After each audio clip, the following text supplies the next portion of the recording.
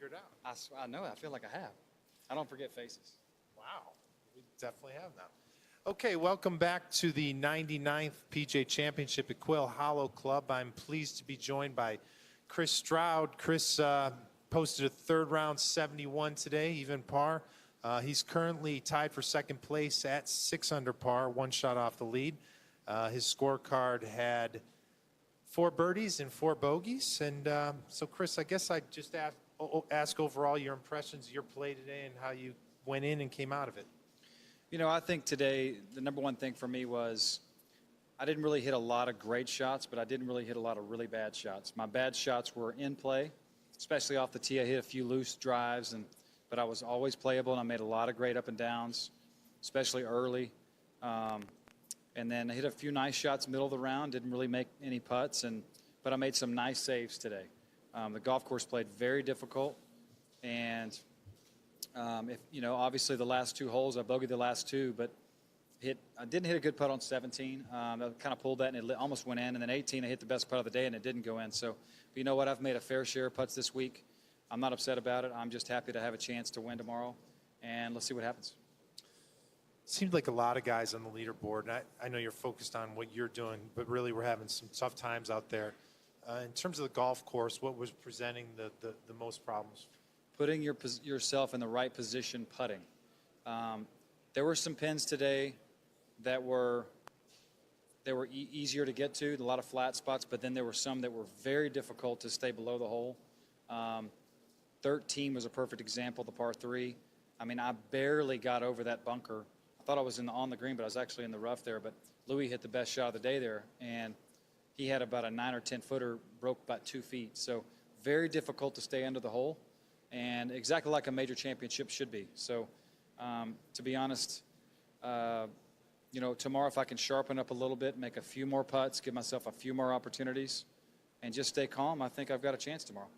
Okay, let's talk to these folks down here. Let's start with Jeff right in the front, number 1. Chris, it took you a long time to get your win out here, and you did that on Sunday, but people around you talk about your positivity, always.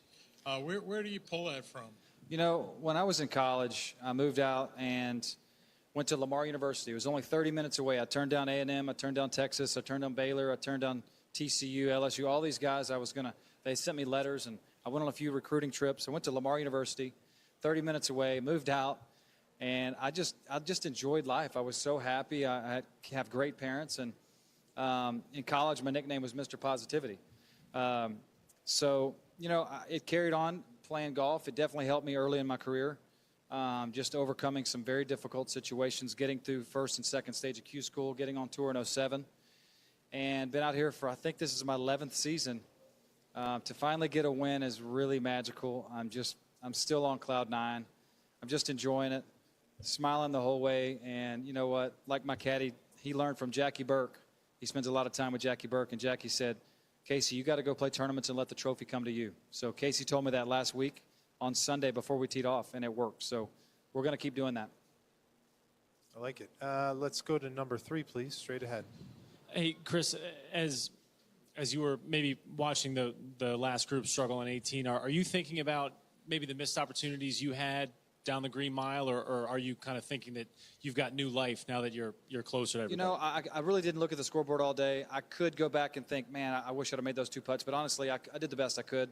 There was a couple other putts I probably could have missed, and I pulled one on 13. It went in. I pushed one on, I forgot what hole that was. I pushed one a little bit and hung in there and made it. So, I mean, I've made my fair share of putts this week. That's just how it is. These greens are very, very fast, very tricky.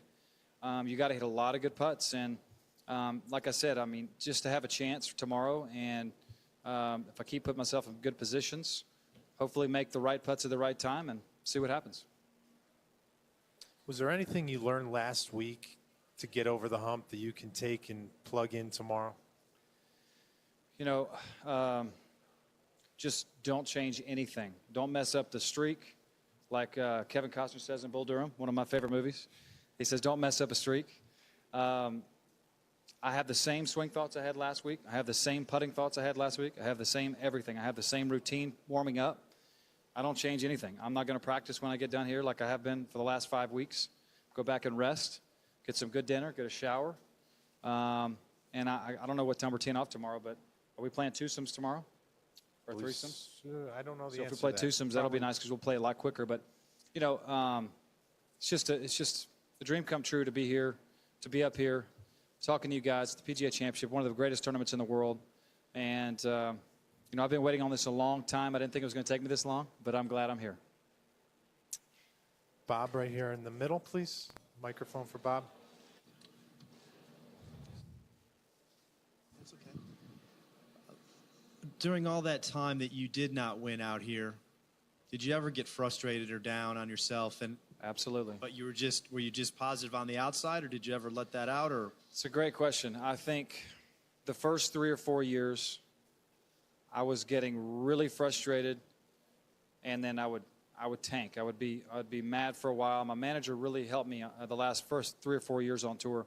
Then I started leveling out. I realized, okay, you don't have to play great every week. It's really hard to play great on this tour because the guys are so good. Because you can play great and finish 30th, and in your mind you may think you played bad.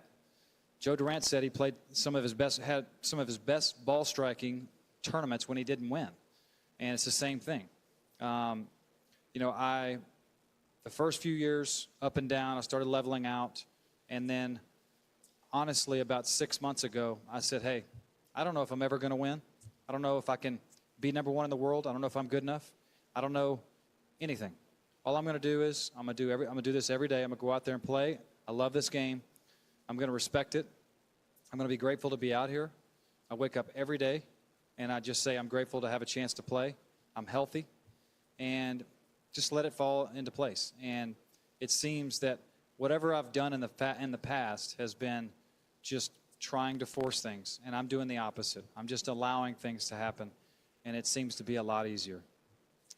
Chris, let's get you some dinner and some rest, and I appreciate you coming up here. Thank you, and, guys. good I luck appreciate tomorrow. it. Thank you for having me. Thank you, John. Thank you.